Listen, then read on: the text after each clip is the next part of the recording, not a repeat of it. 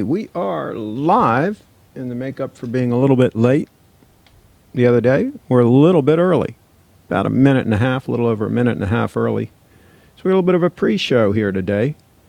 And I'm going to my videos here to make sure I have it up so that I can see the comments when they come in. There we go. Okay, and I don't see the Wrench Gang in here yet, but hopefully they'll be in here soon. Speaking of the Wrench Gang, they did a fantastic job in the Cowgirls Live show last night, because there were some trolls in there that had to be dealt with, but they did a fantastic job. And on a positive note, some folks put in some nice positive comments. And R-Wag says, Craig in the house, sitting here in the capital of world capitalism, listening to Bernie Sanders tell us what a miserable country we're in. Oh, well, there you go. And we'll talk about that a little bit later in the broadcast, maybe. Yeah, what the heck? We'll talk about it. So, yeah, this is a channel for folks that want to be positive moving forward. Folks that are in motion, as the Bitcoin Meister, Adam Meister, would say. Folks that are in motion. And actually, that brings up on topic, let me bring up the channel here on the computer. That brings up one of the stupid comments that was made on last night's show. Somebody said, well, what is Sarah doing on the channel, and where's Craig? So here's the deal, folks. This channel isn't all about Craig, and it's not all about watches. We're going to talk about watches in this show, but we talk about a lot of things on this channel. We care about being positive and people that are moving forward, people that are getting things done. And mark my words, that young lady, Sarah Butler, has quite a future ahead of her. She's already buying Bitcoin, folks. She's 18 years old. She's already buying Bitcoin. Can you imagine what that's going to be worth when she's 40 years old? Can you imagine? So anyway, here's what my channel says. This is a family-friendly channel. All content is G-rated. Area Cable produces and distributes video content for the AreaGuides.com network. With the AreaGuides.com network, it's all about the areas we serve, including Maryland, Virginia, Pennsylvania, Florida, and Washington, D.C. We bring regional multimedia content to interested parties via the internet. In addition to live streaming content, we provide archives of content we produce for on-demand access. Here you'll find business story videos, event coverage, product reviews, technology tips, and specialty shows like Cowgirls Live. This channel is for positive people who are in motion and making things happen. We also own the brand MidAtlanticTV.com. So there you go. This is a lifestyle channel more than anything. This is about people that want to make things happen. And I think part of that is having high-quality gear. I've made no secret. I like to have a high-end watch on my wrist pretty much at all times. I like to dress well. I like to have high-quality camera gear to do what I need to do. I like to try to get decent audio into my videos. And there's my gold stunner, by the way. There's the side view of it. And there's the top view of my 9F gold stunner. We're going to talk about gold. We're going to talk about 18-karat gold for watches. And we're going to talk about titanium for watches. We're going to talk about platinum. And yes, we're going to talk about stainless steel. A lot of times we talk about things on this channel that no other channel talks about, because we're interested in use cases. We're interested in, how does Nothing Fancy put it, philosophy of use, POU, philosophy of use. I think that's how he puts it. He's got a really cool channel, by Nothing Fancy. And so we're going to talk about this. Adam says stainless steel all the way, like ceramic too. He might change his mind after we discuss this a little bit. So, yeah, we're about philosophy of use. Wristwatches, actually, believe it or not, are designed to be on the wrist and are designed to be worn against the skin. Okay? So here's the thing. When they started making wristwatches way back a long time ago, a lot of times they used gold to make the watches. Of course, a lot of pocket watches were gold, the higher quality ones. There was no such thing as titanium. They didn't even really know about titanium back in the day. I mean, it was around, but I don't think it was used much. Really hard to work with. Very hard stuff. So we're going to talk about different materials for watches and why they choose certain materials and what the benefits are for some materials over other materials. And so let's start with platinum. Might as well start with the most expensive material that you can have your watch made out of, right? Platinum. And so something cool about platinum is tough stuff. Okay? When it comes to a precious metal, platinum is tough stuff. And this is why when my mom, for example, when my dad bought her an upgraded engagement ring with a 1 carat, really nice diamond, he had it mounted in platinum because you're less likely to lose that diamond. The prongs that hold the diamond in place are stronger than 18 karat gold, for example. And so a lot of times they'll use platinum because it's stronger. It's tough stuff compared to gold, compared to 18 karat gold. It is also, believe it or not, less hypoallergenic, whatever the term is. In other words, it doesn't irritate your skin as much as gold, believe it or not. Believe it or not, 18 karat gold is not the best when it comes to being on your skin. It's much better than steel. We'll get to steel in a minute here. But it's not as good as platinum. And guess what's better still to be against your skin than platinum even? You guessed it, titanium, depending on the alloy. This alloy, for example, that Grand Seiko uses is very hypoallergenic. It's similar to the alloy that they use when they put a knee joint in and they make it out of titanium. They make them out of other things too, but some of these things are made out of titanium that they put inside the body because it will not irritate whatever it's touching. And so this is a huge advantage of titanium when it comes to a wristwatch. It's touching your skin after all. And so, and we'll talk about all these things. And we'll take your questions too, like we always do. And let's see here. Craig, make things happen and not watch things happen, or worse, say what happened. There you go. And the blue shirt Buddha's in the house. Patrick Turtek's in the house. Platinum is beautiful but heavy. Exactly. These are all trade-offs we're going to talk about. Platinum is a heavy beast. And we're going to talk about weight on the wrist because some people, oh, I love a heavy watch. You know, they want to put their watch down on the desk in the meeting room and they want everybody to hear that thing clunk on that conference table, right? They want to make a statement that they got a big, heavy watch. For me, I'd rather have a lightweight watch if I'm wearing it all the time. But I want durability. And the beauty of titanium is you can get away from the weight, but add to the durability. This watch is actually more durable than for example, a steel Rolex. This particular alloy is more durable. So there's a lot going on here.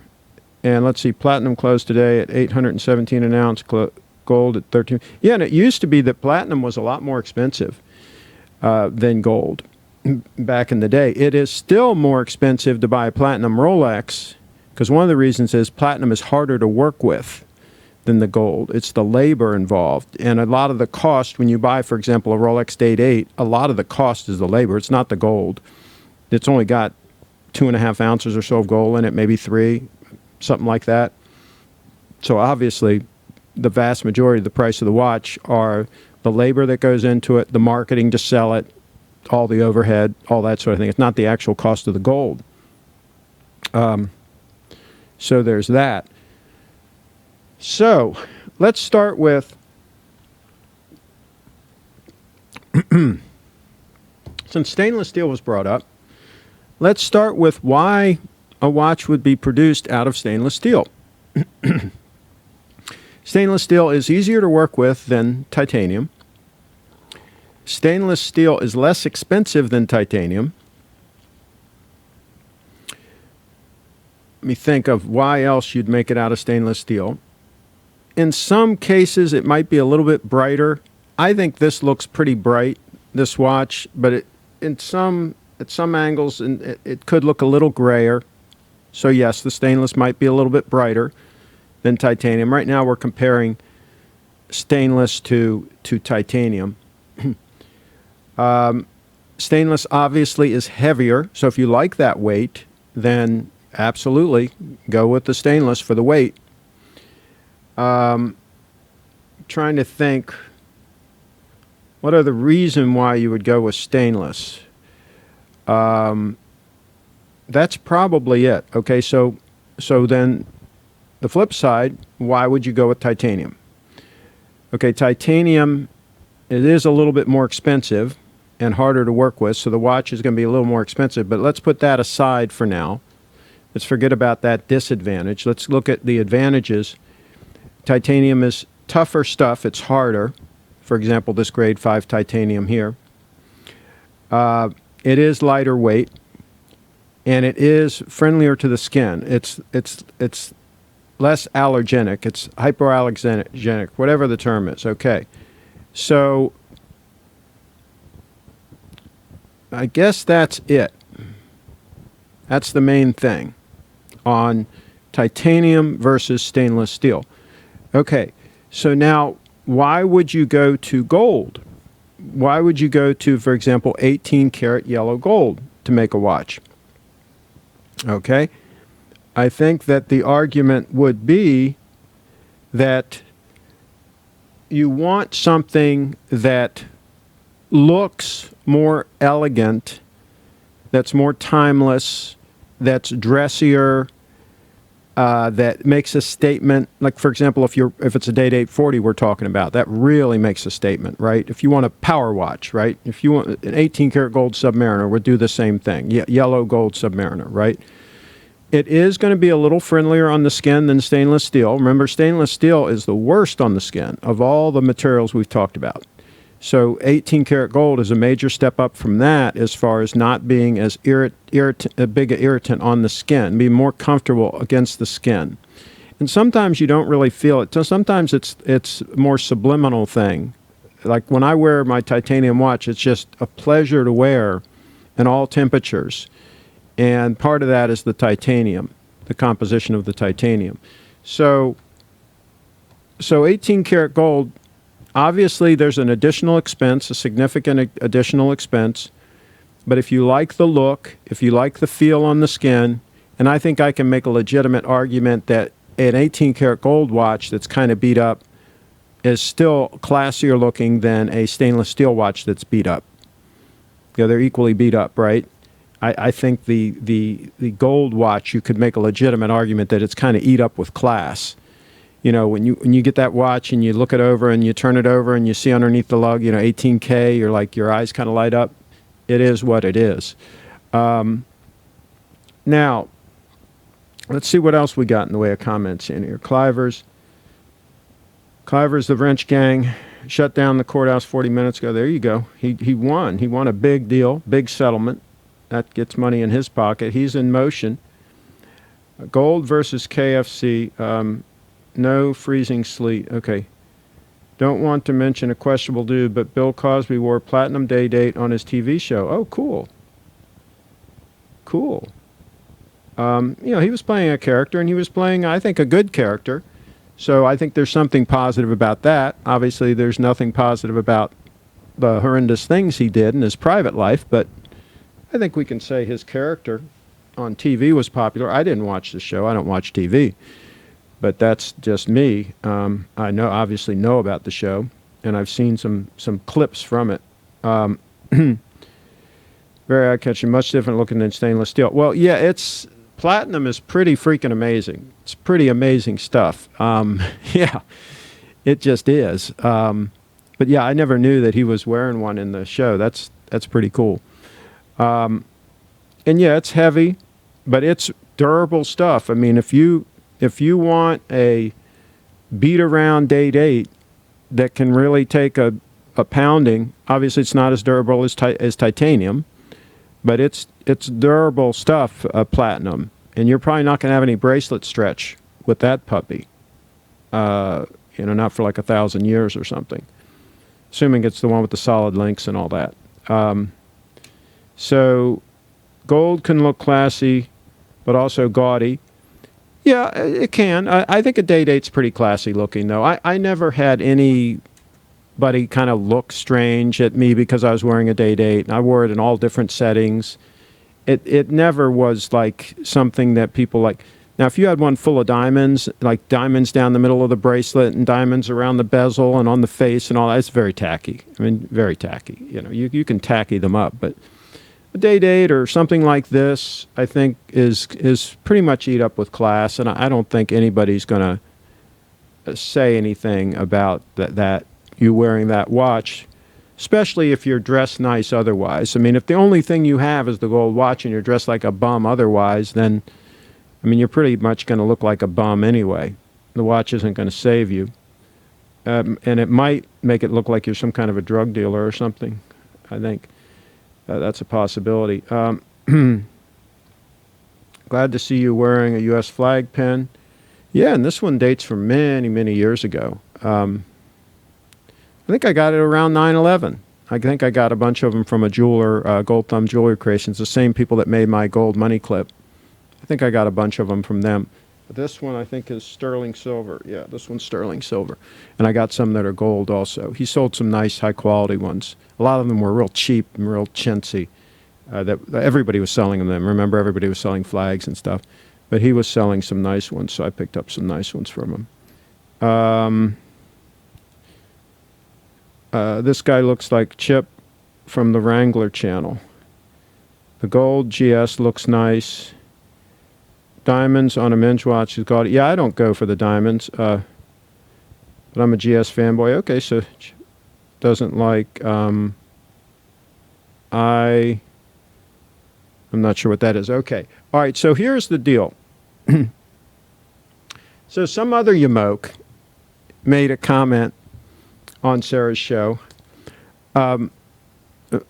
No offense, and whenever anybody starts a comment with no offense, then it means they mean to mean offense, right? So they said, no offense, but why doesn't she get her own channel? I mean, talk about a trollish comment. I mean, first of all, here's this guy with like 6 subscribers on his channel, right, giving advice, right? I've got 33,000 subscribers on my channel, and he's going to give us advice as to how to run our channel. And Sarah owns Bitcoin, owns multiple horses. She competes nationally in barrel racing. By any measure, she's an 18-year-old success story, right? And he's going to give her advice. Here's this troll in the basement, broke, right? And he's going to give Sarah and myself advice as to how we should bring Cowgirls Live along and how we should promote that brand. Well, you revisit the situation 5 years from now and see how Sarah's doing. And my guess is she's going to be doing just fine. She's got a presence. She's a smart girl. She's a hard worker. And I think whatever she does, she's going to be successful. And she's probably not going to be living in her mom's basement when she's 40 years old, like the troll. So there's that. Okay, so, all right, so we got steel. Steel is an entry-level material. It's for watches where you want to keep your expenses down, and you want to build a decent watch, and it's like an entry-level type of a situation. And then we step up from that. We can go to 18-karat yellow gold, and that's bringing us up to a high-quality watch out of a precious metal that could be considered something that could be handed down generation to generation, and it could be an heirloom. And otherwise is just brings the watch up to a level of fine jewelry or whatever you want to call it. Okay, so we step up from stainless steel to 18-karat yellow gold. Then, actually, actually in between those two, or lateral to that, we've got titanium, which kind of sits in a segment. The way I look at it, kind of sits in a segment all by itself, where it's more utility oriented. Where, okay, let's say I want a watch that's extremely durable, that's comfortable on wrist, that isn't going to irritate my skin. I might, especially for a tool watch, I might want to go with grade 5 titanium. So it's kind of like almost like a different category. We've got the steel watch, which is like an entry-level material for inexpensive, affordable watches. And then we've got titanium and 18 karat gold, a step up from there as far as quality and usability and anything you want to look at as far as the watch goes. It's just at a higher level at any way you look at it. And then if we want to step up higher than that, we go up into platinum. And now we're at a material that's extremely durable, that is not going to irritate your skin, almost as hyperallergenic as titanium. They're close. Is going to be very rugged, is going to last generations, but of course it's not going to have the impact, I don't think, of 18 karat yellow gold on the wrist. So that's the trade-off there with platinum. And of course, platinum costs more money and it's heavier. So now we haven't talked about ceramic because we're kind of talking about metals here. But ceramic would be a whole nother discussion. So let me think. Let's see what else we got here. Well, it's a good question, actually. Do you not see a horse channel only, no watches, etc., really take off? It's very difficult to build a following. If you create a new channel, you're going to start with 0 subscribers, and it takes a lot of time to build up a following and build up a brand. And what we're trying to do with Mid-Atlantic TV, and we may or may not be successful, is build a channel where we have all different kinds of content. And people obviously can pick and choose what content they consume, but we're going to go towards the high-end, luxury, but with a practical twist, if you will. In other words, I talk about watches from a standpoint of using them and actually wearing them on the wrist, as opposed to having them sit in a box somewhere and worshiping them. So we look at the high-end lifestyle and, wearing high-quality clothing and having a vehicle that is reliable and of high quality, that can get you around without a lot of trouble and so forth. So obviously we wouldn't buy the Ferrari. We would buy a 911. Okay, so we look at things a little differently. We wouldn't buy a BMW. We would buy a Lexus. If we wanted a big luxury sedan, we'd buy an LS sedan Lexus and not a 7 Series BMW. So we look at things from a standpoint of quality, serviceability, usability, actual use. And so our channel is going to be about a lot of lifestyle stuff. Obviously, equestrian would fall into this because that's an affluent group of people. They have disposable income that they can spend with our sponsors and so forth. So anything equestrian would be fair game. High-end vehicles would be fair game. High-end watches would be fair game. Let me think what else. Obviously, camera gear, high-end camera gear and equipment would be fair game for this channel. And people that are successful, people that are movers and shakers, people that have a business, we might interview them about their business, how they got it started, how they were successful, whatever. We might bring some content like that in to the channel. Bitcoin, of course, we'll talk about some Bitcoin because it's going to change the world and it's going to make a lot of people wealthy that are getting in early. So we're going to talk about something like that. I mean, it's game changing. So that's what we're going to do on this channel. And folks that want to just have watches, discussions of watches, there's a bunch of channels that just do that. If that's all they want is to sit in their mom's basement and watch videos all the time, there's a ton of channels that they can do that on. And trolls, they're going to get hit with the wrench on this channel, so they're not going to be welcome here anyway. So they're going to have to go to Archie's channel. And if they're not quite a troll, if they're just snarky, as Clive would put it, then they can go to Clive's channel. If they're not like a full-blown troll, if they're like a partial troll, but not quite in total trolldom, then they can go to Clivester's channel, and otherwise they can go right over to Archie's. If they're just a totally nasty, worthless piece of garbage in their mom's basement, they can hang out at Archie's. It's a good place for them. Lexus. Oh, yeah, Lexus rolls, man. Why don't they use billet aluminum, lightweight and real strong?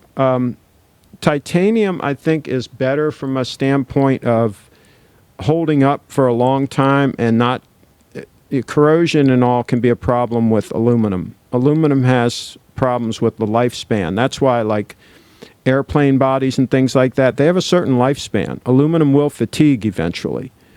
Titanium, not so much. It's going to last a long, long time. So I think there's some problems with stability and long-term durability of aluminum. I think that's the problem there. Let's see. I like it because it annoys. Okay. How low of a super chat would it take to convince Archie to decorate the horns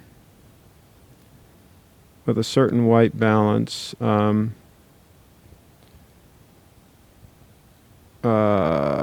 Gosh, how did I manage to? Okay, I read that.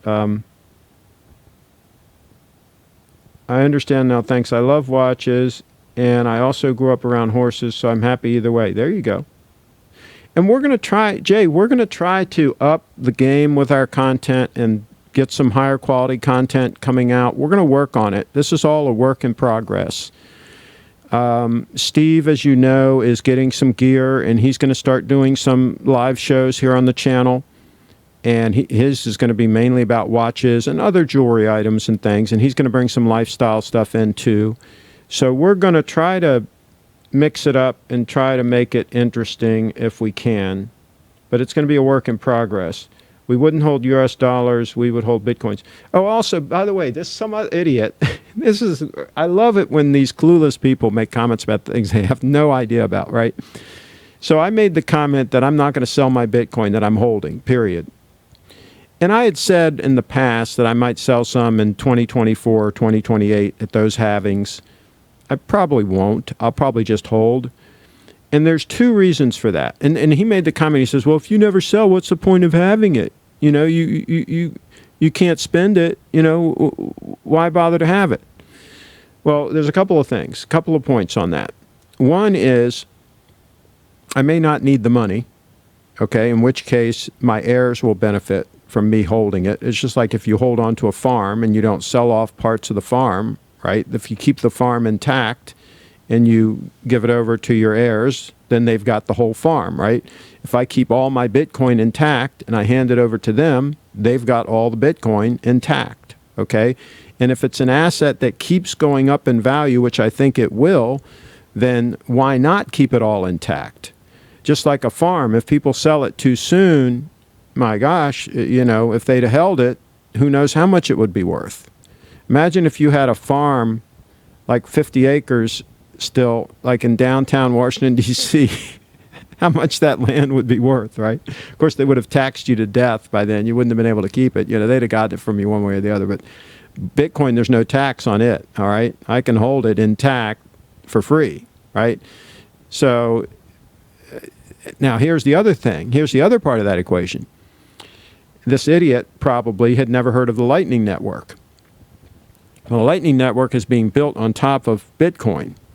And the way it works is you can fund a node, a Lightning node, with Bitcoin. And that Bitcoin can be used for transactions on the Lightning Network. And you don't lose your Bitcoin. You kind of put your Bitcoin up like a stake, sort of. And it's just used for transactions back and forth, and you get a cut of all the transactions. Now, it's a very small amount, But if there are a whole bunch of transactions happening very fast, constantly, and you've put up some Bitcoin to help fund all of that, you're going to make money off your Bitcoin, and you didn't spend a dime of it. You still have all your Bitcoin. There will also be ways later on to loan your Bitcoin, just like a bank would loan some money. There will be ways that you will be able to, in effect, put up Bitcoin as sort of like a loan, or to secure something, and you will be able to still maintain ownership of that Bitcoin. So there are ways you're going to be able to make money off your Bitcoin stash without ever selling it. So obviously this idiot had no idea what he was talking about and just figured he'd just spew out whatever kind of comment he thinks he could bring out there. BMW is easier to service in Europe. It better be, because it's going to need a lot of it. That's the thing I like about the Lexus, is you don't have to bother with serving it. Just change the oil, change some of the fluids every once in a while, and it'll just keep on going. This channel is about driving a quality coach around to look at national landmarks. The other channel is about flying to Bangkok and Bangkok. I'll tell you that I like traveling by coach. I really do. I don't like flying. The heck with flying.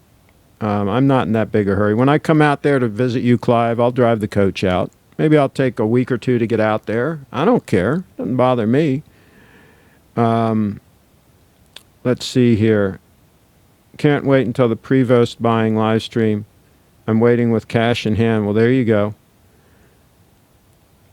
Prevo, that's the way to go. Aluminum rusts like hell.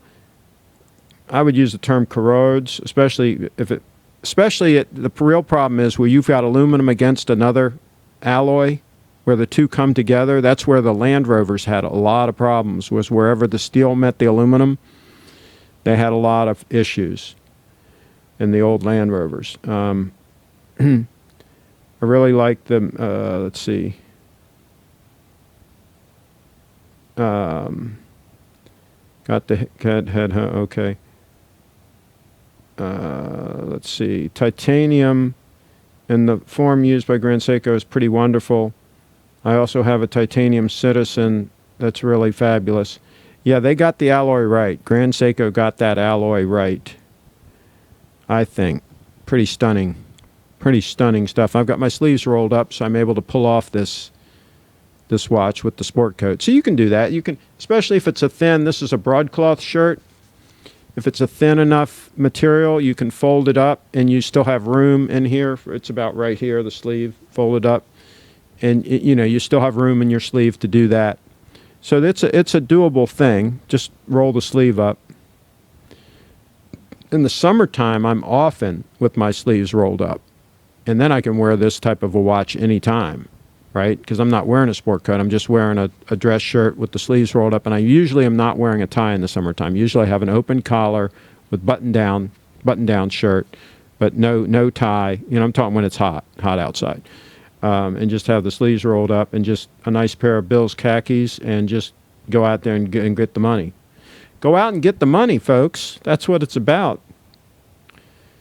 The titanium used by GLC looks very drab to me. Yeah, any of the grade 2 titanium, the real gray looking. I had I'll bring up a picture. I had a Victorinox Dive Master 500. That was like that. And I mean, they're not that expensive a watch. You can buy them. You can buy them used for like $300. So I think I sold this one for $350 or something on eBay. This is titanium. And in this particular one was quartz, but they do make them, I believe, with automatic movement in them. But it was a comfortable watch. It was tall. It was a thick watch. It was, but it was that gray titanium that scratches fairly easily. But you could polish it out. You could polish out scratches. People say, well, you can't really do that on titanium. You can if you get the right polishing compound and you're careful. You can polish them a little bit. So, I mean, it didn't look bad. And I had bought it used, and then I sold it because I wasn't wearing it. I did a review on that on the channel here. So they're not that expensive. Don't put on heirs ship. Never sell land, keep it in the family. Yeah, but that can be difficult to do. They're going to tax you to death. That's the problem. I mean, I've got a property down in Montgomery County right now that the taxes are getting insane. Totally insane. The taxes aren't that great at the place I have down in Sarasota, Florida either. It's getting pretty expensive. That's what they do. They tax you to death on your properties. That's the nice thing about Bitcoin. No tax. No tax. Will the government pass some oppressive laws or taxes on Bitcoin? Very difficult for them to do. We talked about that the other day. Here's the problem, is the governments are all competing with each other. So it's just like right now, New York is driving a lot of businesses out of New York State. Remington Arms just announced that they're moving to Alabama. They're moving their whole production facility. They're the oldest gun manufacturer in the country since like the 1800s, and they've had a factory in New York State forever, right?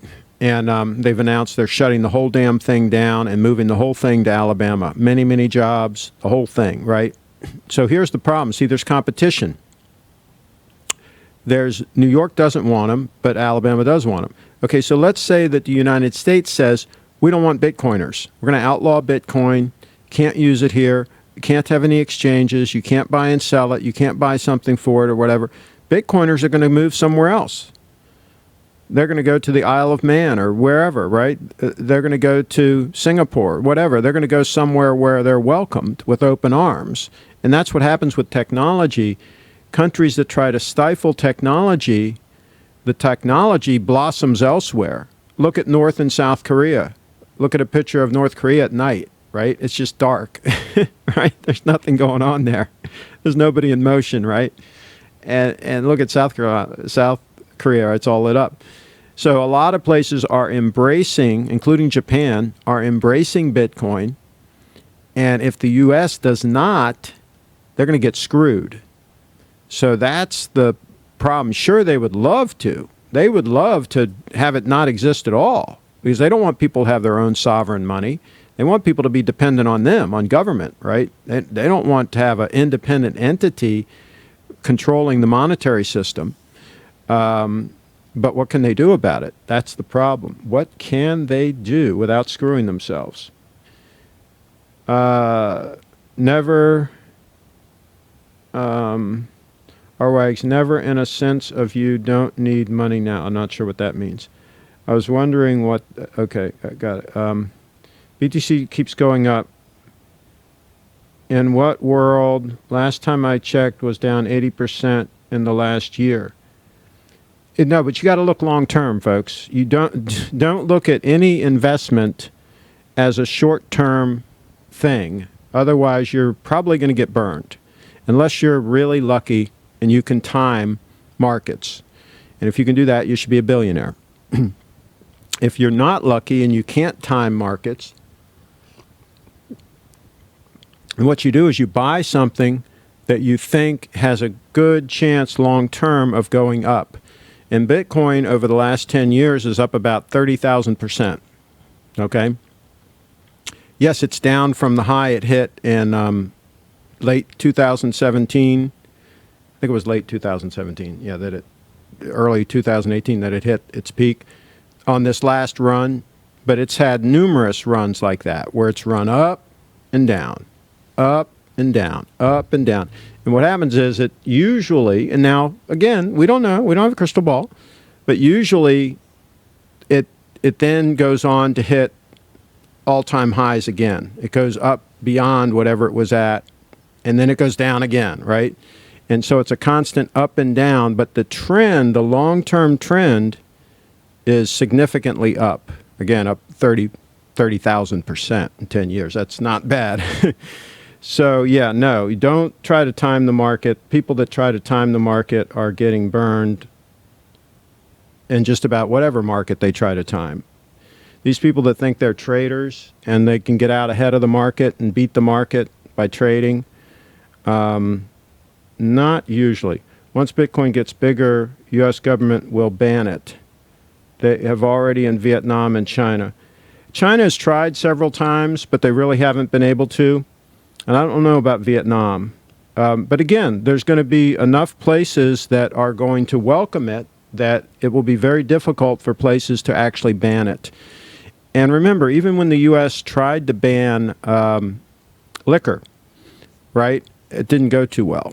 So I think it's going to be very difficult. It is going to be interesting to watch this whole thing play out because it's a tremendous threat to the status quo, to the banking system, to the government bureaucrats who want to just keep printing as much money as they want.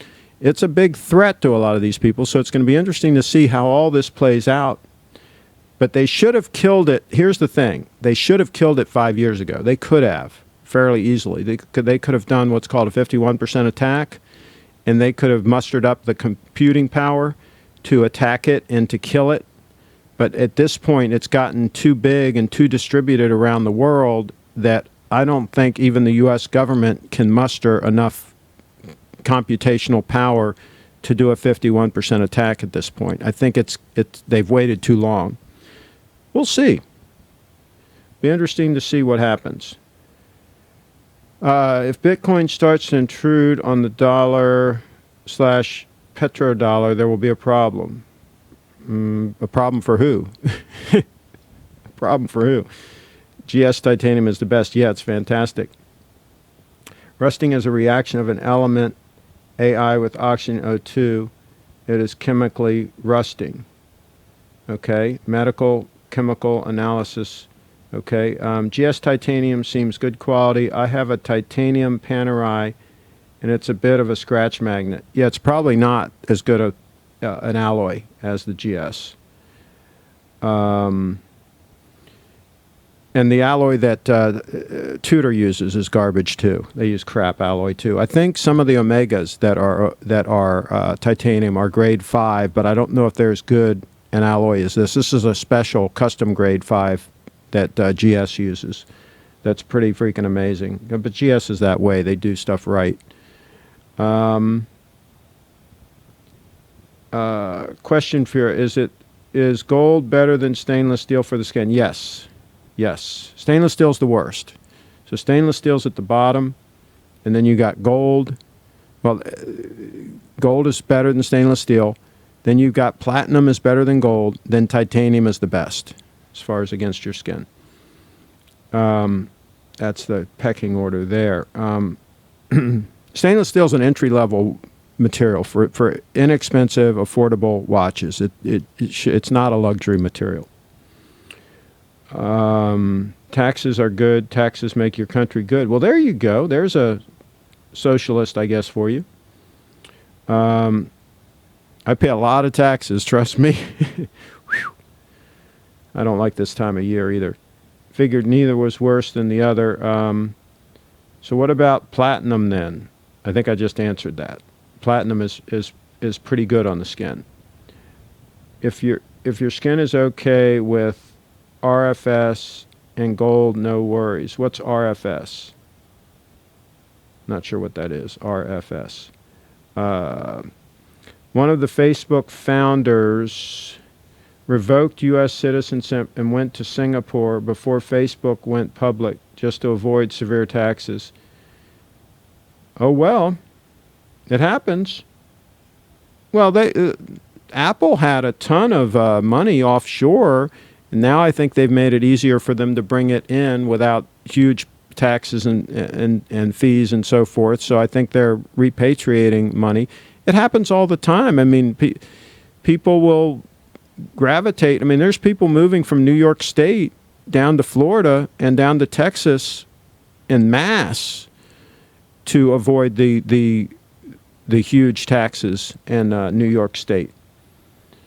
Absolutely, they'll do that. How easily does platinum scratch? Seems like my platinum wedding band scratches like crazy.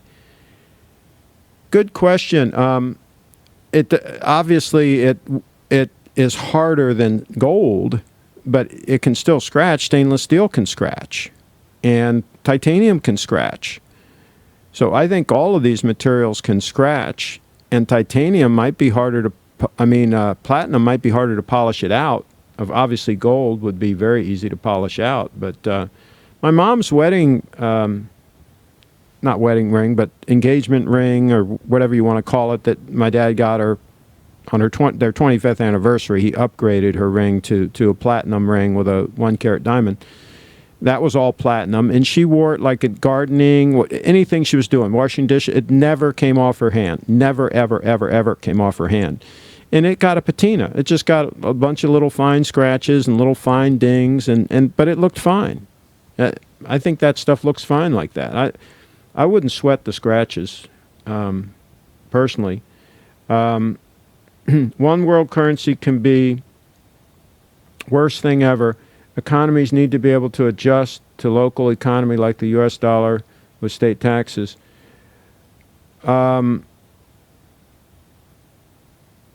That's a strange comment. I want a currency that cannot be inflated. I want a store of value. I want somewhere to put my money that some country or central bank can't willy-nilly change the rules on anytime they want to. I don't want a currency that all of a sudden they can devalue. I mean, look what's happening in Venezuela. Look what happened in Greece. I mean, I want a stable currency.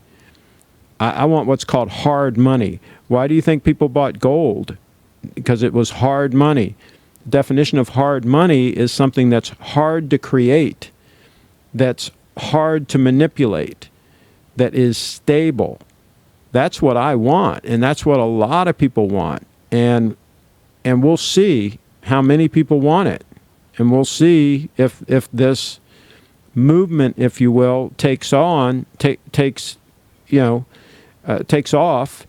and we'll just see how many people around the world want a robust, secure store of value. I think there's a lot of people that do, and that will take their fiat currency and buy Bitcoin. It's already starting to happen, and I think it's going to happen en masse. I'm betting on it. I'm not betting my whole nest egg on it, but I certainly wouldn't want to be sitting around with no Bitcoin at this point.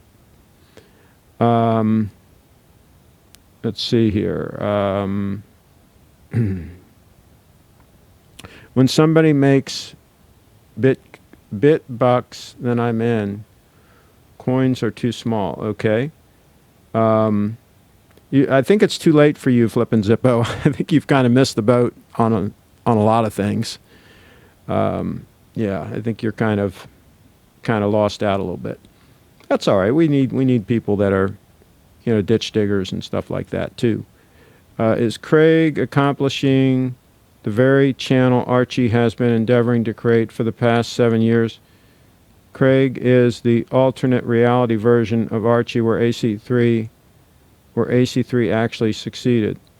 I like Archie's channel. I think he's funny.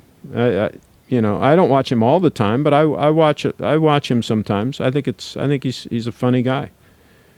I wish him the best of luck. Do you think of the Rolex mill guys? I like them, but they're kind of thick. I would probably just buy a Datejust instead, if I had my choice.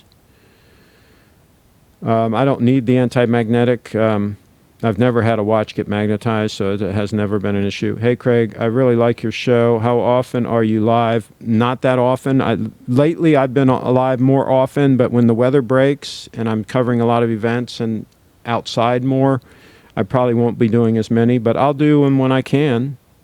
And I got some other people that are going to be doing some live shows. Steve's going to be doing some live shows. Of course, Sarah's doing a live show Monday nights. So hopefully we're going to bring some more live shows in. Simple rule of thumb, if Archie has it, you don't want it. There you go. The Watch Lounge. What's up with,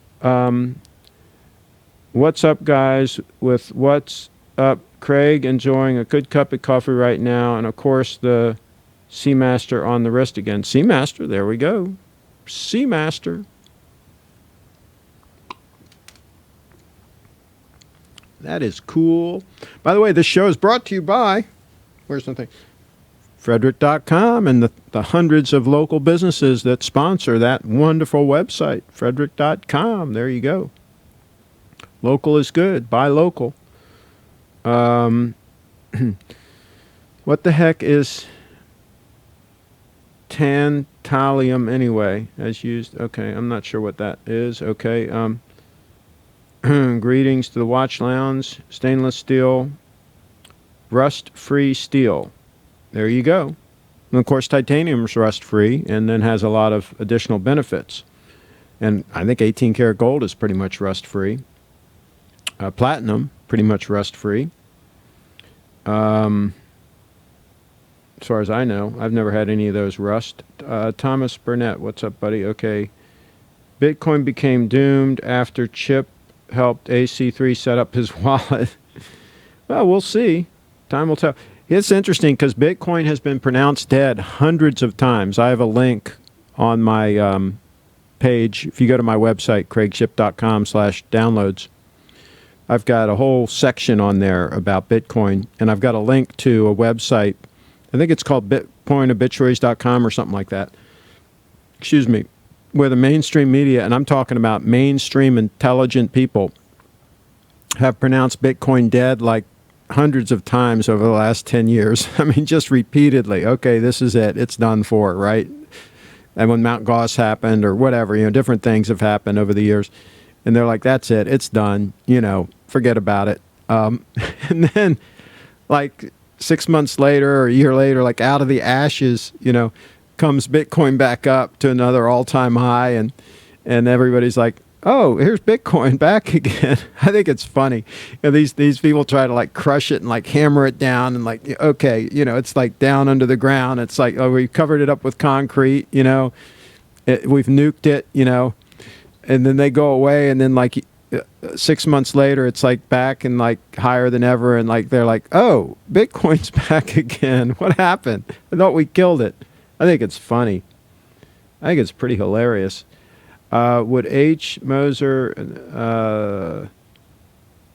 be a good long-term dealer? I'm not sure about that watch. Maybe some of the Wrench Gang can answer that question. Agreed. AC3 is poor and wearing Rolex and Pateks. I wear Steinhardt and keep my savings 10% stocks, 20% gold, 70%. 70% cash? It's an awful heavy in cash. That's awful heavy in cash, Kitty MB. Yeah, that cash is losing purchasing power. I hate to tell you, hate to break the news to you.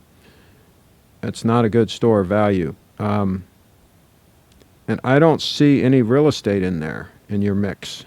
I'd add some real estate to that mix. But this is not financial advice. Don't take this as financial advice. This is just what I would do. Platinum is the easiest to polish, scratches. You don't lose material. You redistribute the atoms. Oh, that's pretty cool. The line I use on AC3, I'd like to help you, but all my assets are tied up in cash. Gold standard, anyone? Gold has some real problems, Jay. It's very difficult to transport gold. Gold can be confiscated fairly easily. In other words, the government could go in, somebody could get a judgment against you or whatever, and they're going to find the gold wherever you may have it, and they're going to confiscate it. And so two big problems that Bitcoin solves over gold is it's easy to transport from one party to the other. It can be cut into very small pieces, whereas gold, it's very difficult to do that. So it's divisible down to very small pieces. So it's very easy to move it around in small amounts or large amounts to whoever you want to move it to. And it's virtually unconfiscatable. If you have your private keys somewhere safe where nobody but you can get to them, then nobody can get your Bitcoin. And especially if nobody knows how many Bitcoin you have. And if you set up like a Bitcoin wallet that you give them easy access to that has like a half a Bitcoin in it, and then you have some other wallet somewhere that has like 400 Bitcoin in it, I mean, they have no way of knowing you have that second wallet. So it's very easy for you to have your store of value, your wealth, safe. Not so easy with gold or with any other asset. Of course, they can grab your real estate, they can grab your stocks and bonds, they can take all your stuff, and it happens. So I think from a standpoint of diversity and having something safe somewhere that nobody can get to, it used to be like you'd get like an old Swiss bank account or something like that, but they can even get to those now. Bitcoin, not so much. So JC, not at all, wouldn't be on YouTube if they bothered me. Okay. Remember, cash is good, but you're not getting any return on your principal. Yep. I wouldn't have that high a percentage in cash. I think that's a high. I like having cash laying around because I use it for bargains. But I wouldn't have that high a percentage of my. If he's talking about his net worth, like 70% or something, I mean, that's, unless he's really got good intelligence where he knows there's going to be a major crash in the market,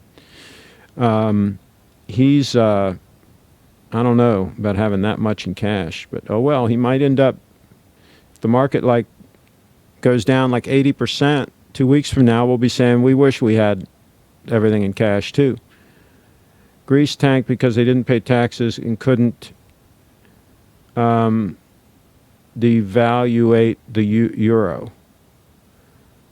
Well, whatever. I mean, you know, when you keep printing more and more money, and the government keeps going more and more in debt, I think it looks like a recipe for disaster.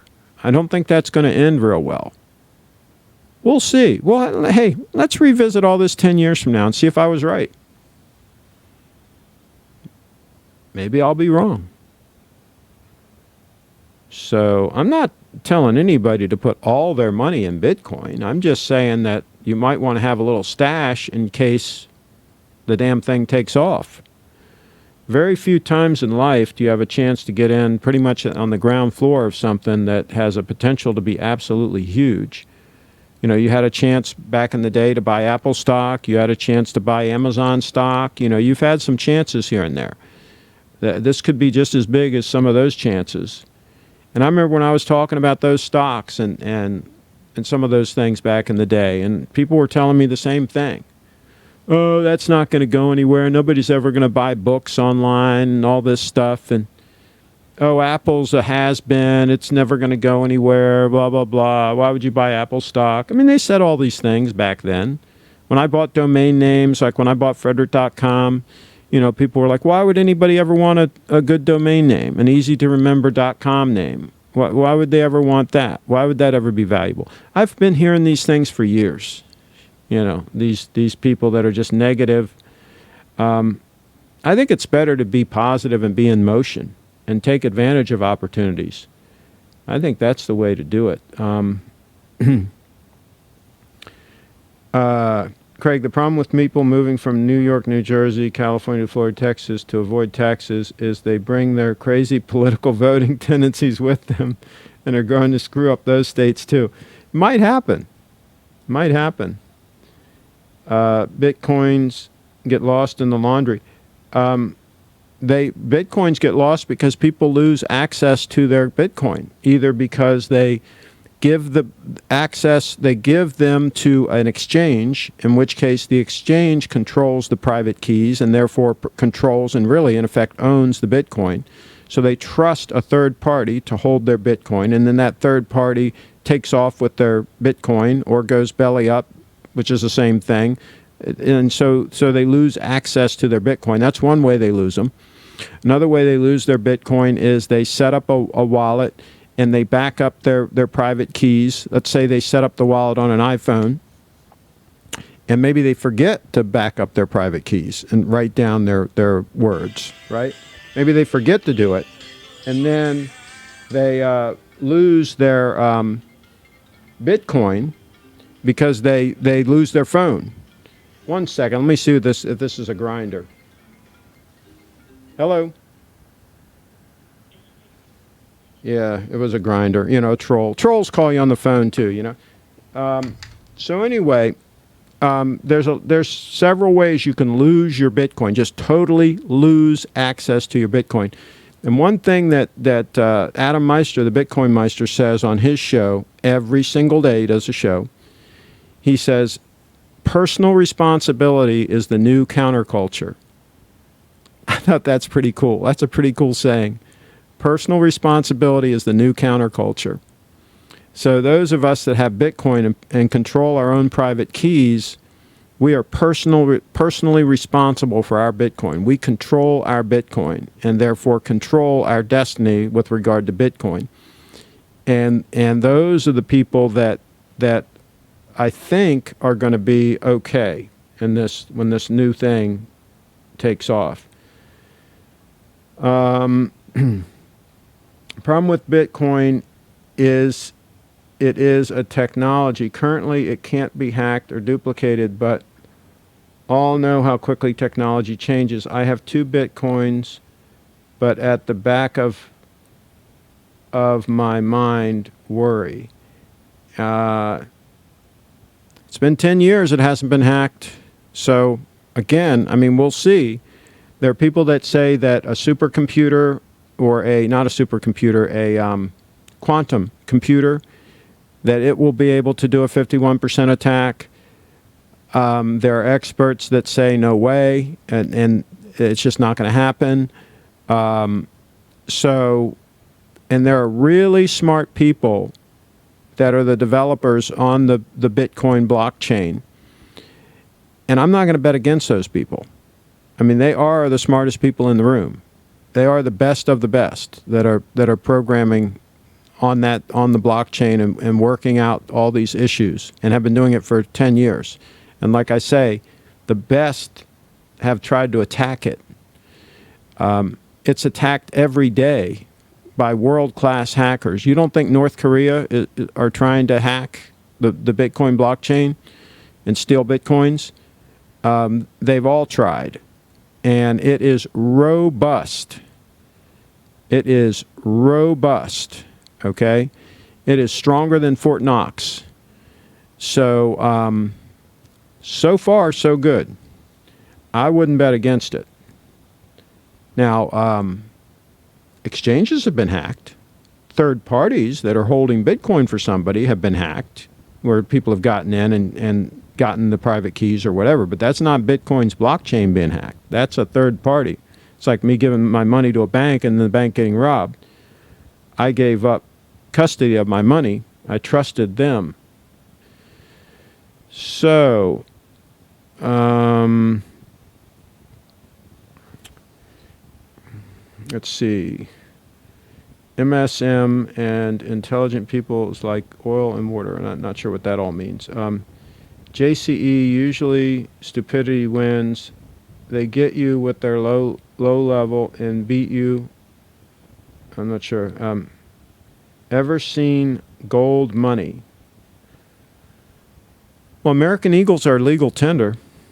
I've got some. They're legal tender. Bitcoin is all about dodging taxes. Not really. I don't think so. I think Bitcoin, I think the vast majority of people that have Bitcoin are concerned with runaway debt and spending and with the things that they have their wealth stored in being threatened. Real estate, stocks, bonds, all these different things. And I think most people that buy Bitcoin want to diversify a little bit and want to have some of their wealth in something that they feel is independent of all of this other minutia. And that if all you know what breaks loose, that something that will be stable. And I think that's the the motivation for most people that buy Bitcoin. But who knows? I mean, I can't read everybody's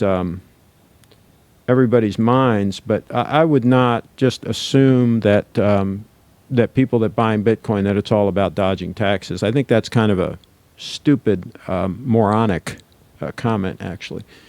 Okay, so but Mike has been making several stupid comments here. I think he's kind of a little bit trollish. If he gets real trollish, then we'll just block him right on out of here. We'll hit him with the wrench harder than he can. He won't be able to spit and have it hit the ground by the time that wrench gets him on the head. I'll put it that way. I just want to say that I'm not a socialist. I believe in making money, lots of it, if you are lucky. But I also think needed to keep your community wealthy, schools, policies, and no more. Okay, so here's the thing. Here's the thing about lucky. If you're making lots of money, if you're lucky, I don't know anybody that made a lot of money because they were lucky. People make money because they make their own breaks. They work. They take advantage of opportunities. For example, people that bought Bitcoin years ago, right? They weren't lucky. They just saw an opportunity and they bought some Bitcoin. People that bought Apple stock years ago, they weren't lucky. They saw an opportunity. They took advantage of it. Now, years later, people are going to say, oh, you were lucky you bought that stock. No, they weren't lucky. And maybe somebody that's a doctor that makes a lot of money, he's a surgeon. Oh, you were lucky. No, he worked his ass off. Okay?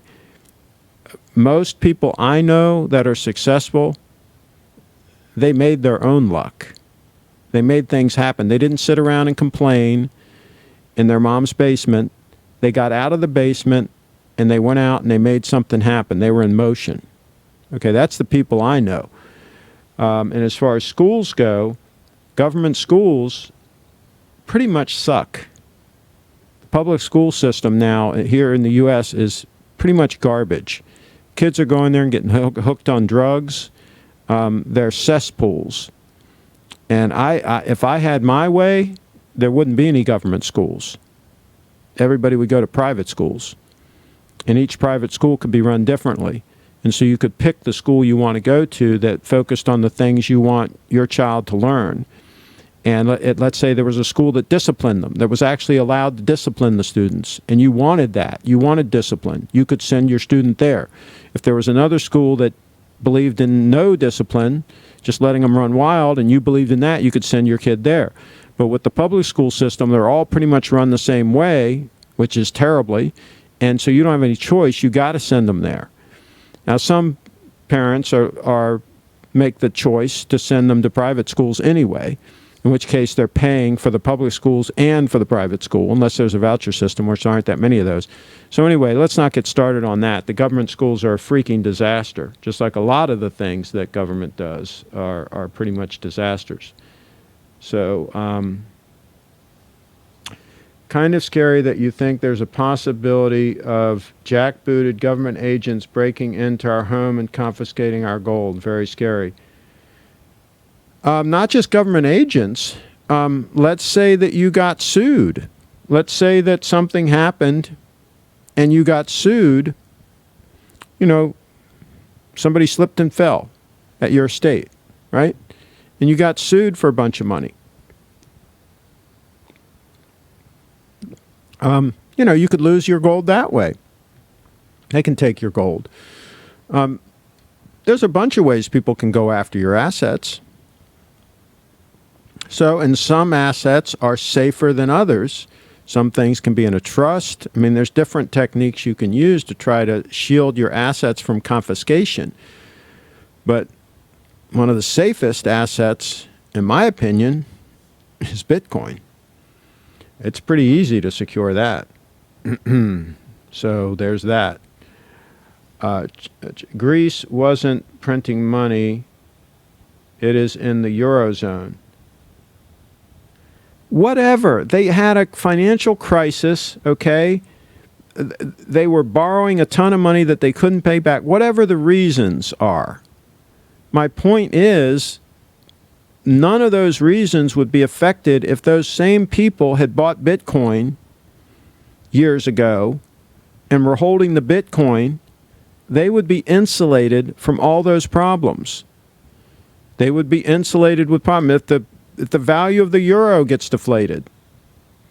I mean, inflated. Whatever. Anyway, you know what I'm saying. If they dilute it, right? If they suck the value out of the euro. If you had your money in Bitcoin, you would be immune from that. That's all I'm saying, is it's a place to put a store value. You want to be argumentative? Don't buy it. Don't buy Bitcoin. Stay in the basement and stay broke. It's up to you.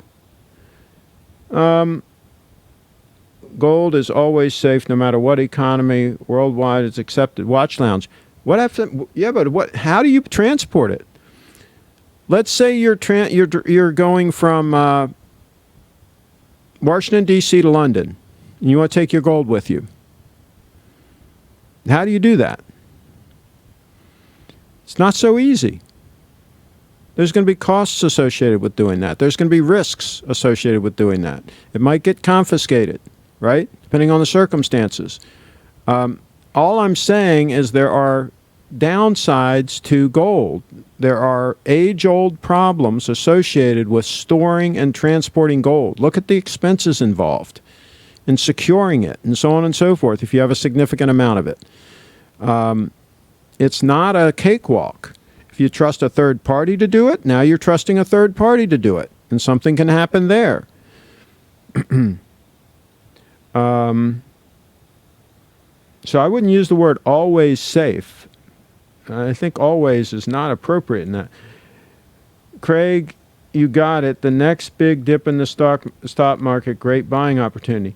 Well, Kitty, we'll see if that happens. If it doesn't happen in the meantime, you're missing. The market went up today, right? I mean, the market's been up quite a bit. So I just think you've got a lot on the sidelines.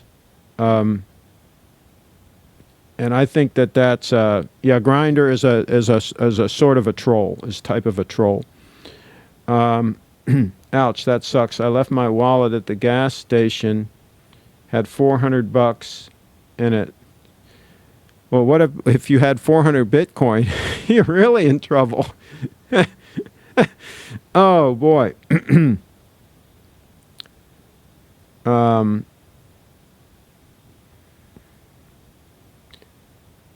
Yeah, that's why you got to back up your private keys.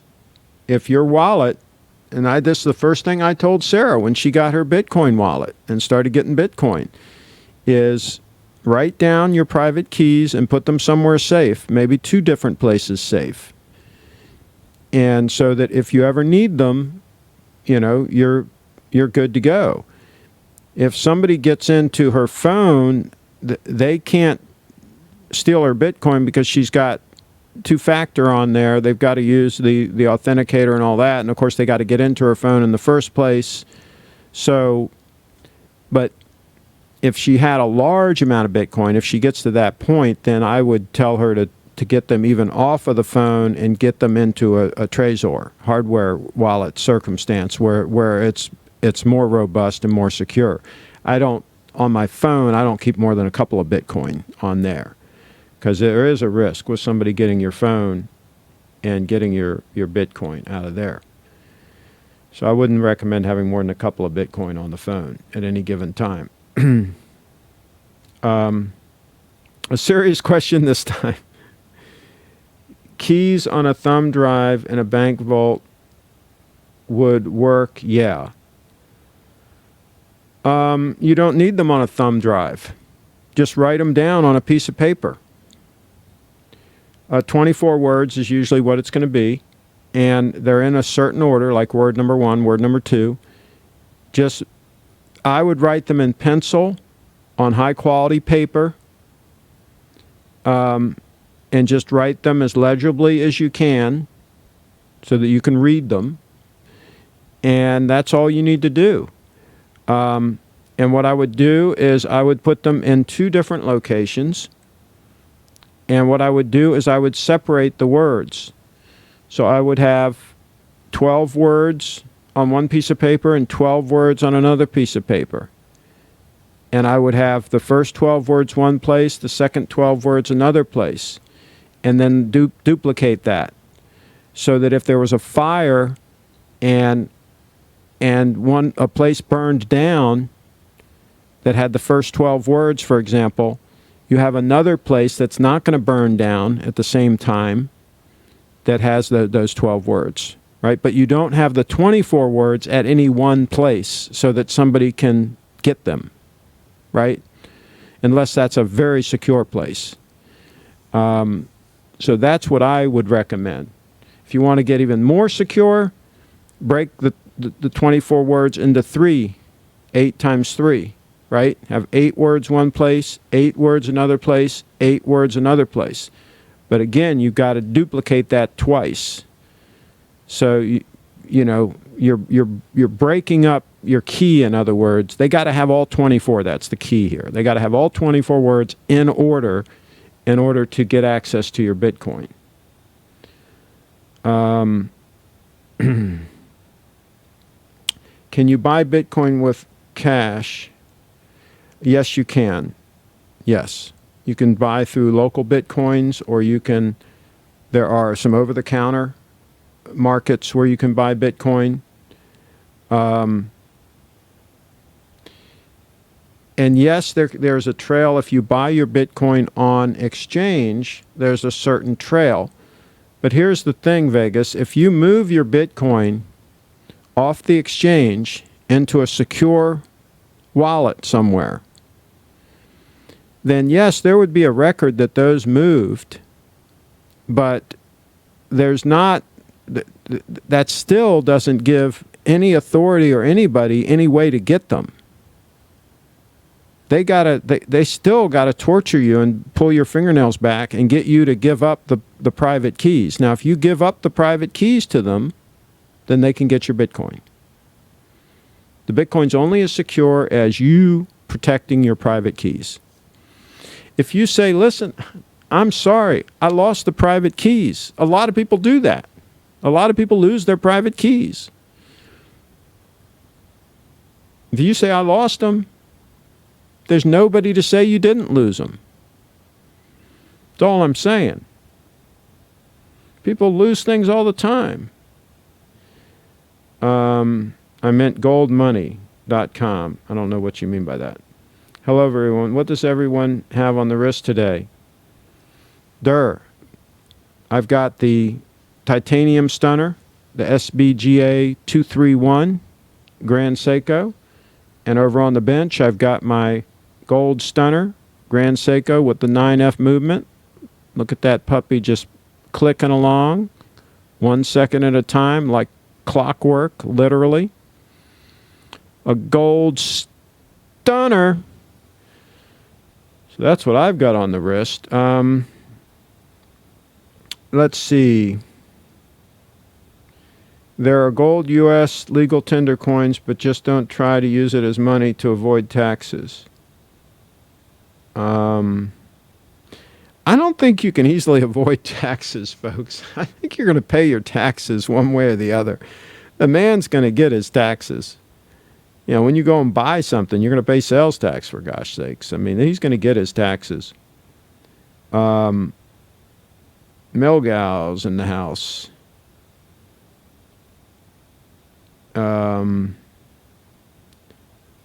Omega Geneva vintage from the 70s. There you go. Tim's favorite Rolex. Okay. Funny how the entertainment in the chat are catching. The entertainment in the chat are catching such. I'm not sure what that means. We got a few guys in here who would excel at digging ditches. Hey, they got a strong back. Absolutely. Same shit goes on in private schools. Yes, but you can pick the private school, and you can pick one that has good discipline and so on and so forth, and where the nuns are allowed to, like, slap. I don't even know if they can do it anymore. I don't even know. I know when I went to school, man, they would take one of those pointers, and they would just, like, walk by the table, and when you weren't looking and all, they just go whack right on your hand. And, yeah, they would straighten your ass out. That was funny. Schools are far too liberal these days and feeding the youth too much junk. Well, there you go. See, that's why Sarah is such a nice girl. She was homeschooled.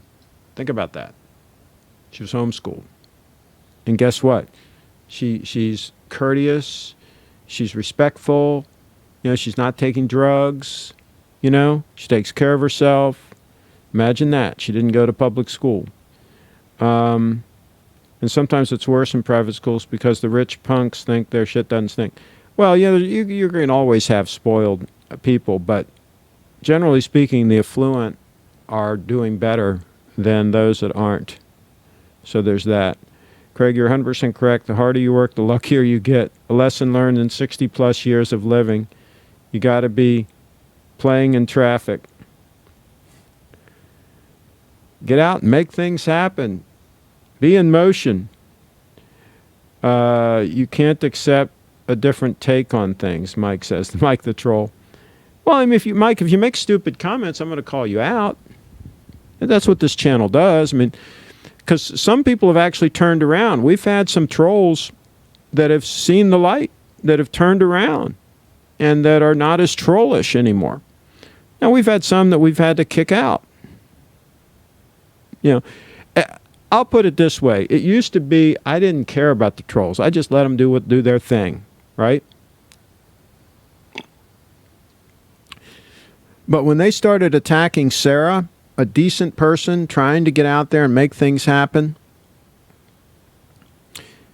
I said, listen, this is not good. I said I would rather get rid of them, because it's okay with me if we have only 59 people watching instead of having 100 people watching because we've kicked out a bunch of trolls. It's okay with me. It's okay with me. I'd rather have quality than quantity. And I think it lends to better discussions and so on. You get rid of the trolls. The people that are negative. I want people that are in motion, that are making things happen, that are positive. That's all. Back on topic. Is gold your all-around favorite watch material, Thomas? I have two favorites. I have the titanium for sport, heavy-duty use, which is what I'm wearing right now.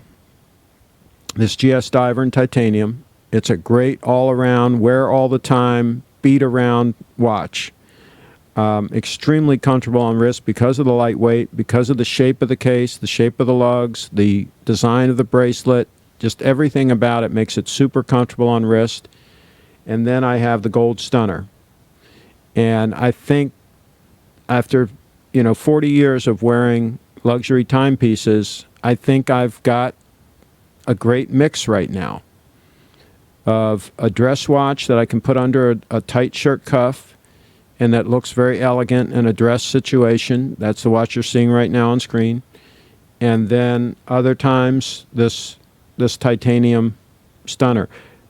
I think that's a really good rotation for me right now, and I'm very pleased with it. If that changes, you guys will be the first to know. So, but I love 18 karat gold as a watch material, and if I was going to go to a one watch rotation, it would probably be a 36 mil day-date with a black dial and loomed hands and indices. I probably would not go with the 40 mil because I'd want something a little smaller to be able to get under that dress cuff if I was going to go to a one watch rotation. But I like my current 2-watch rotation because it really nails both better, whereas the other is kind of a compromise. The other is not quite as sporty as this and is not as trim as this. So it's all about compromises with watches that you're actually wearing and actually using, I think.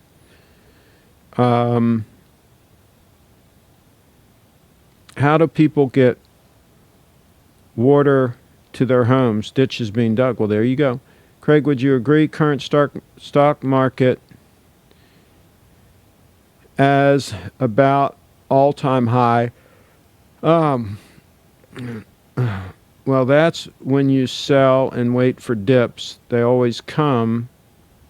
Always. See, I wouldn't use these words always a lot. I don't know, Kitty. I mean, what happens if it goes to 30,000? What happens if it just keeps going up? I don't know. I wouldn't have as much in cash as you have right now. I would, if you really actually have that much on the sidelines, I would buy some real estate. I'd buy some Bitcoin. I'd buy something. I wouldn't have it just sitting in cash, not that much. I mean, again, I have a significant amount in cash, but not 70% of my assets. I mean, are you talking about of your total assets, you've got 70% in cash? I mean, that is heavy. But hey, you might end up right if the market crashes and you can get in at a much lower number. But that's timing the market. It's hard to do that. I'm a long-term guy. I buy and hold, and I hold through the downturns, and I just wait for it to go back up, and then it goes higher still, and that's what I do. Bitcoin went up and down, and you're pleading for a stable currency. Just face an argument. What are you saying, Mike? I mean, are you an idiot? Yes, it's very volatile. I've already said that. Bitcoin is very volatile. Anybody with half a brain knows that. It's in the infancy. It's in its very early stages. It will take a long time before it is a lot more stable. It will have to be a lot more adoption. It'll have to be spread out a lot more. Right now, some whales control big amounts of it. So if they sell a chunk, I mean, they can dive it down. They can kind of manipulate it somewhat. I mean, this will all change as it becomes more distributed. And there's more on-ramps, more off-ramps. It will slowly but surely get more stable. But in the meantime, the trajectory has been up for the last 10 years. It's up 30,000%, my friend. Did you hear me correctly? 30,000%. So, yes, it is volatile. But the trajectory has been up. The long-term trajectory. So if that continues, and that's a big if it continues, not a bad place to have some money. I think it's as simple as that. I don't think it's complicated. Kitty, the stock market has been at an all-time high for 100 years. It's always going higher as the economy expands. Good point, R-Wags. Because see, what you're doing when you invest in the stocks, just to give you guys a 10,000-foot view here, when you invest in stocks, you're basically buying a part of a company. And you're betting that that company is going to continue to expand its business and is going to continue to make more profits. So you're, in effect, getting a piece of that profit. Now, if that business starts to contract and starts doing less business, then your stock, your piece of that company that you own, will become less valuable. So the idea is you want to invest in companies that are going to continue to grow and continue to expand, and then your stock will get more valuable, and you might earn some dividends along the way where they pay some dividends out. So that's the idea of the stock market. The only way you lose by investing in stocks, equities we will call them, is if things start to contract, if all these companies that you're investing in, if they're all doing less business. In other words, we go into a recession, a depression, the economy contracts for a long period of time, then you could take a bath, right? But you're betting against the United States economy in that case. And that's been pretty much a fool's wager for the last 100 years or whatever. So I don't know, but we will see. There's been people that have been predicting doom and gloom for as long as I can remember, and it hasn't happened. Just like global warming, they're predicting, all these catastrophes happening. It was funny. That idiot, what's that idiot's name? Al Gore. He makes all these outrageous predictions, New York's going to be underwater, all this stuff, all these like outrageous predictions, within like 10 or 20 years or whatever. And like none of the things that he's predicted, none of them came true, not even close, right? So now he and his cohorts have gotten smart. Now they're making predictions out like 100 years so that nobody will be alive when the time comes, right? And I saw this graph that showed, like, the seawater rise, and how much it's going to come up, right, over the next, like, 1,000 years or something. Now they're predicting out like 1,000 years, right? And I'm like, these are guys that have no clue what's going to happen next week, right? And they're telling us what's going to happen in 1,000 years. I think it's pretty freaking hilarious. If you think Grand Seiko, do you think Grand Seiko will ever overtake Rolex? No, they can't mass produce like that. There's a lot of hand work in Grand Seikos. Rolex are machine made primarily. I mean, they're mass produced watches. These are a lot of intricate handwork in these. They can't produce anywhere near as many as Rolex. So no, that's not going to happen. With more money borrowed, not earned but spent, the bubble grows. Well, there's a debt problem. If you're talking about the U.S. government debt and personal debt, yes, there's a problem. And that might come home to roost. That could cause a recession where all of a sudden people have borrowed way too much money and they can't pay it back. And so they stop spending. So businesses aren't selling as much of their goodies, right? And so they start contracting. But you got to understand, it's a worldwide market. Like for Apple, they keep going into new markets and start selling iPhones in other markets. So it's not just one market. There's a lot of dynamics. There's a lot going on. So, but again, I mean, this is why I think it makes a lot of sense to be diversified. I think it makes a lot of sense to not have all your eggs in one basket, like the wise old grandma, would tell you. And there's a lot of ways you can diversify. Quartz Crisis 2.0. Craig, did you look at that all-gold Grand Seiko on the yellow gold bush? Yes, I did. If that watch comes over to the U.S. market, it would be a true competitor with the president.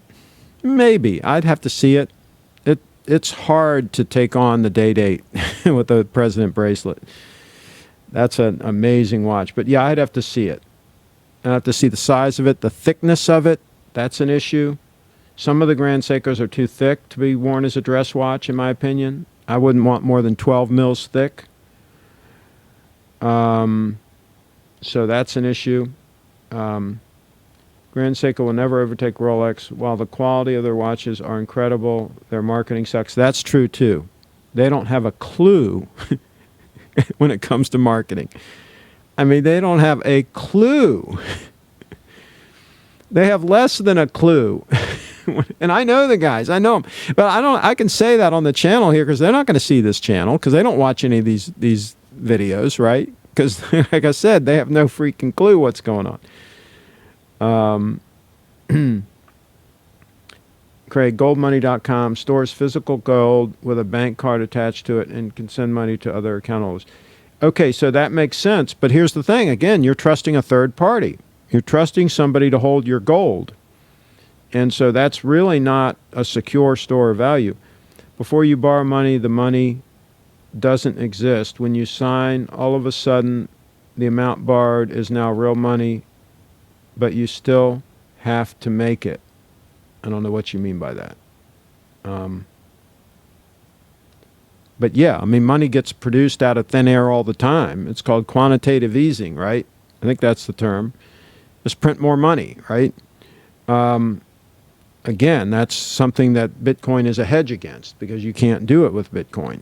Bitcoin is a fixed amount being produced, and there will be a fixed amount when it's all is said and done. Proof is in the pudding. No, theirs does, but I think people are getting pissed off with the Rolex supply and are looking elsewhere. I've talked to a number of people that have been buying Grand Seikos that were Rolex people and that are tickled pink with the Grand Seikos they've bought. So I think Rolex are losing some customers to Grand Seiko, but not in any huge numbers. That's not going to happen. I mean, this is still a very niche item, the Grand Seiko. It's really for those that just want the best. Would getting rid of the Seiko title help in North America and Europe? They kind of did that a little bit, but I just think they need to be a lot smarter with their naming of their watches, and with not bringing out so many limited editions. Every time you turn around, there's another. They just confuse the watch buying public too much. Steve likes it because he can sell these limited editions, and there's something special and he can get more money for them or something. The dealers like it, I guess, but I just think it's confusing. And I think their naming schemes, their marketing, all this stuff needs a total overhaul. They should just do what Rolex is doing. Copy, they're the leader. They know what the hell they're doing. They know how to sell watches. Just do like they do. Just the playbook's out there.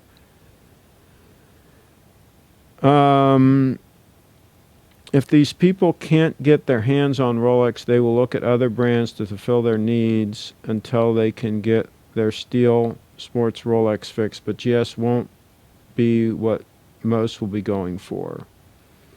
I'm glad this is a family-friendly channel, but the mean, nasty so-and-so's making...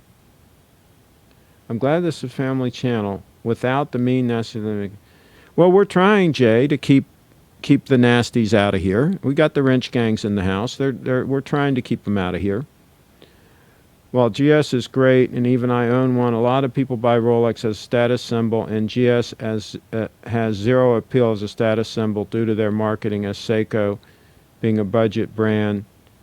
Oh, correct. It's not a status symbol. It's just really for somebody who just wants a really high-quality watch. Absolutely. And wants to actually wear it and use it, I think. I think they're a good watch to actually wear and use. I would say don't buy Bitcoin if you can't afford to lose it. Yeah, I would not recommend that anybody invest in anything if they can't afford to lose that money. Any investment has risks. If you don't want risks, keep your money in cash. And all investments have different levels of risk. Even a house has risk, right? And I'm kind of extreme in that I don't invest in anything if I have any debt. Step one for me was pay off all my debts, including my houses. I don't have any debts on anything, and I don't believe in having any debt. I don't believe in borrowing money. And so once you're totally debt-free, then I think it is wise to invest at least 15% of your income in stable, long-term investments, at least as stable as you can get. For example, real estate, mutual funds that have a long track record, relatively stable investments. Again, no investment is guaranteed. Okay? Have some money in cash also. Then, if you want to invest some money over and above that 15%, make some riskier investments. Like I bought domain names. I bought some riskier stocks, individual stocks, things like that. Like I bought some Apple stock. That was higher risk, right, than a mutual fund. And Bitcoin, things like that. That I buy with the over and above the 15% that I would already be investing, right? That's the way I would recommend that people do. And I think that I think it will work out. So that way you've got some stable investments covered and you got some high risk investments. Has Clive lost the will to carry on? I hope not. So Toyota made the Lexus because they didn't think a luxury Toyota would sell in North America. Yeah, they did a good job branding. They did a good job branding that car and bringing it out. I bought the first 1990 LS 400. I bought one. It was a fantastic car. Those were basically a hand-built car. They really wanted that launch to go well, so they took their time and really built those cars right. And it was a fantastic car. And then I got a 2002 LS 430 Lexus that I really enjoyed as well. They are fantastic cars. And they did a pretty good marketing job, but they're still not as sought after as Mercedes, BMW. You know, even after all these years of building a better car, they're still not thought of in the same way as those brands. Interesting watching. He's giving bad advice to his viewers. Okay. Brand puts people off. Well, they're all foreign in this country. BMW, Mercedes, they're all foreign. Stock market is the most efficient mechanism in the world for transferring money from impatient people to patient people. That's why market timers generally lose, because they're impatient. Have a strong hand, folks. Buy and hold. Buy and hold. Especially Bitcoin. Al Gore laughing my ass off. About sums it up. With escalating tension in China, if we go to war with them, economy worldwide will suffer. I would think so. But again, you buy some stocks in the companies that are making the bombs and making the different things for war, right? There's ways to make money during wartime. Trust me. I had a conspiracy theory nut tell me there'll be an economic crash within the next 5 years because history repeats itself every 90 years. Well, there we go. Is she broke? Don't take, as Dave Ramsey would say, don't take financial advice from broke people. I don't do daily trading. You are saying there will be no more recessions. Next recession will bring share prices down, as always does. That's when you gobble them up.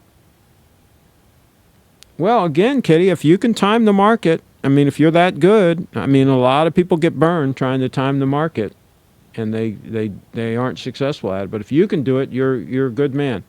But I don't know if you're a man or a woman, but I can't do it. I can't time the market. I'm just a long-term guy. I just buy and hold. Me and Warren Buffett, you know, we just kind of buy and hold, and you know, it's worked for him, and so far it's working for me. So.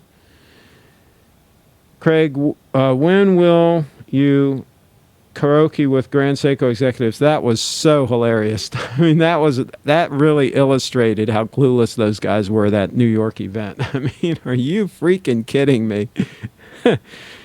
Oh, man, a lot of things I would have done at that event, and it wasn't what they did. That wasn't on the list. How come watches are made out of silver?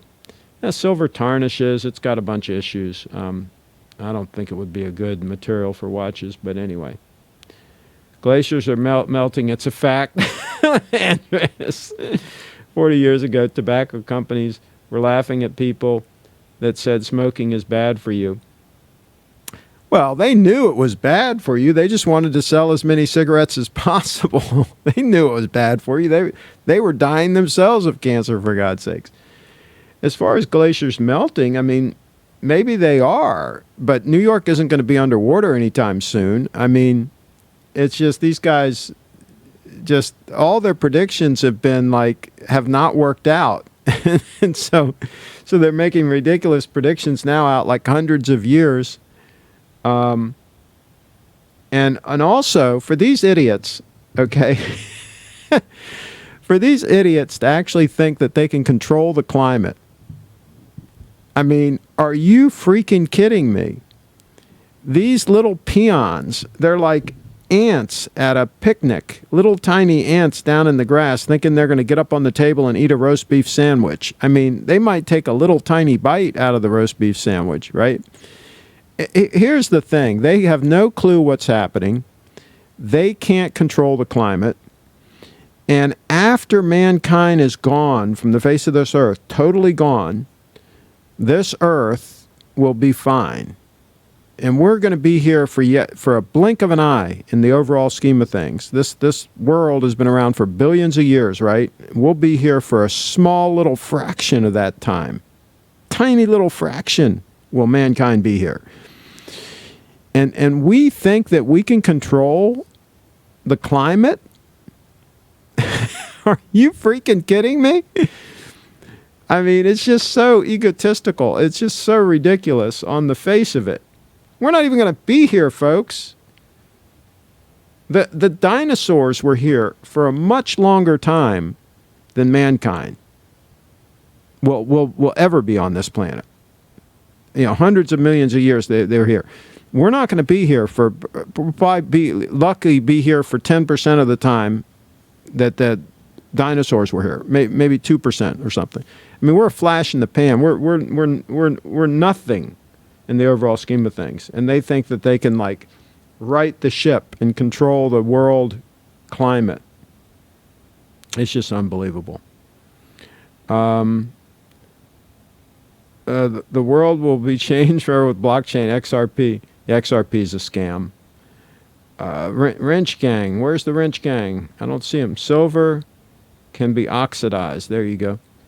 The proof is in the partnerships, whatever that means. Rolex is doing just fine. There's no evidence whatsoever that they're reducing stock. It's just there are many more emerging markets all wanting supply. The increasing profits tell its own story. Oh, they're selling watches like crazy. I mean, no ifs, ands, or buts. Rolex is doing great. They're masters at marketing. And think about it. They can take a steel watch, like, again, an entry-level material for making a watch, and brand it like it's some kind of precious metal. And people will go out and buy it. And some people are paying double retail for a steel freaking Rolex. Are you freaking kidding me? I mean, you know, there's an ass for every seat. I mean, it is just unfreaking believable how powerful their marketing is. And a lot of these people are going to be stuck with these watches, and they're going to be worth a fraction of what they paid for them because Rolex are geniuses when it comes to marketing. Buying in a market correction sounds easy, especially when all of the talking heads are telling you the market is going lower. Then in 3 days, it's up 2,000 points, and it keeps going. You missed it. Exactly, our wags. These people, a lot of these people, they can't time the market. I mean, these people are as clueless as the climate people. So, yeah. All right, I'm going to wrap it up. Once again, we've solved all the world's problems here. I'm going to eat something. I'm going to celebrate by actually eating something. What do you guys think? Look at that gold stunner. It is coming up on 6:16 p.m. in these United States of America. And I think all is good. We're going to have a snowstorm here possibly tomorrow. So I might do a broadcast tomorrow. I got a video shoot tomorrow that's scheduled, but I think it's going to be canceled because they're predicting a pretty heavy snow. So don't wrap it up. I just got here. I'm sorry about that. Kitty, 179 million years of farting dinosaurs didn't scorch the earth, but radical leftists are afraid of cows doing it in 12 years. Shows the level of lunacy. Well, Kitty actually came out with an intelligent comment. Well, here's the thing also. There have been times in the past when the world has been much warmer, like I think in the 1400s or something, you know, when it was a real benefit to society. Farming was a lot easier. Communities were a lot more productive because of the warmer weather, right? It was a big plus. There were a lot of places where they could farm in Europe and so forth that are like under ice now. And so it was really a big plus that the whole globe was much warmer than it is now. And yes, sea levels were higher, but not that much higher, okay? It wasn't like all of Florida was underwater in the year 1400, right? But we had much warmer weather, and and for farming and all that, it was much better. So it really is a net positive if things get warmer, right? But of course, the people that want to take all your money to fix the climate, they don't want to say that it's going to be positive if it got warmer. That's not part of their narrative. Gold watches are nice, great show, no sweet potato. I might have a sweet potato. I might absolutely have a sweet potato. Bitcoin got to 4,000. Do you think it will drop more, or is it better to buy now? I have no idea. I don't know if Bitcoin's going to keep going up or if it's going to correct back down. I've said many times that I would love to buy again at around $1,250, but I don't know if we're going to see that again. And I think that it is safe to say, it's at $3,900 right now. I think it's safe to say that 2019 could be the last opportunity to buy Bitcoin below $5,000 ever. I think that's a good possibility. Now, again, this is not financial advice. This is just my best guess. Will we get another big dip down? I hope we do, because I want to buy some more. But I don't know if I can guarantee it. It might not happen. Some really smart people say that we're going to get another big sell-off and that it's going to go down to like $1,200. I hope it does. I will back the truck up and buy a bunch more. Might not happen. It might not happen. All right, I'm going to read the last comments, and then we're going to go. Thank you, Craig. Keep up the good work. Please have more live shows. Grand Seiko should pay you. You have me Googling to find out what GS is, best to buy, and where from. Talk to Steve at Little Treasury Jewelers. He's a really good guy. He always has a big selection of Grand Seiko, and he gives any of my viewers a great deal. If you want one, he'll ship to you. Steve at Little Treasury Jewelers. I put a link to my Grand Seiko page in the description of this video, so click on that, and there's a bunch of information, including information about him, links to his website. He's a good guy. I like Steve. He's going to be doing some shows here on the channel. Let's see here. I don't think 1250 is coming back. It might not. I'd love to see it, though, but it might not. You might be right. We just don't know. Craig, what are your thoughts on Rolex Oyster Quartz? Also, I don't like the case. I don't like the squarish cases on those. I like the regular Oyster case, like on a Day-Date or a Datejust. And I don't like the maxi cases either. Also, have you seen the gold Oyster Quartz Day-Dates? Again, I don't like the case design on them. They even came out on the President bracelet, but I don't think the bracelet's the same. It's an integrated bracelet. I don't like it. You're not talking about a new model. You're talking about the old ones, right? I don't think they have a new one. XRP is a scam. Yes, it's a scam. It's centralized. XRP is centralized. It's not a decentralized currency. So no, I'd have no interest. Might as well just have fiat. Is Grand Seiko better than Omega? I bought it. That's what I bought. I think in a lot of ways they are. Yes, absolutely. But it all depends on what meets your needs. I'd look at both and compare them, and because I buy watches to wear and use, so I would want to try them on and see what really floats your boat. But for me, this absolutely nailed it. And this spring drive is just freaking incredible. Just absolutely incredible. Just as better than all watches. It's right up there at the top. XRP is being used by some UK high street bankers. Yeah, I mean, it's a centralized thing. I mean, JP Morgan just announced their own centralized coin. I mean, I don't have any interest in a centralized coin controlled by the bankers. Craig Steve at Little Treasury. Yep. Yep, Steve at Little Treasury. Absolutely, he's the guy. Don't buy Rolex, it's a bubble. I wouldn't pay over retail for a steel Rolex. I've been saying that for a while now. Wouldn't do that. All right, we're going to wrap it up, and I'm going to go get something to eat. Thank you all. Hey, click that bell. Click the bell. And please put a comment on Sarah's show from last night. Give her some encouragement. You know, take a little bit of time and go to Sarah's show from last night and put a comment in there just encouraging her to keep doing shows. Be positive. Be in motion. Folks, be in motion. XRP is like Rolex. It's a marketing scam. Yeah, I wouldn't buy XRP. The whole point of Bitcoin is to have a totally decentralized store of value that nobody controls, that nobody can manipulate, and that's what I want. And Bitcoin's the only one. All the altcoins, they're all centralized. They're all garbage coins.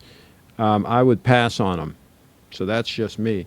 Thanks again. Hey, comment on her show last night. Give her a nice positive, uplifting comment. Thanks for watching.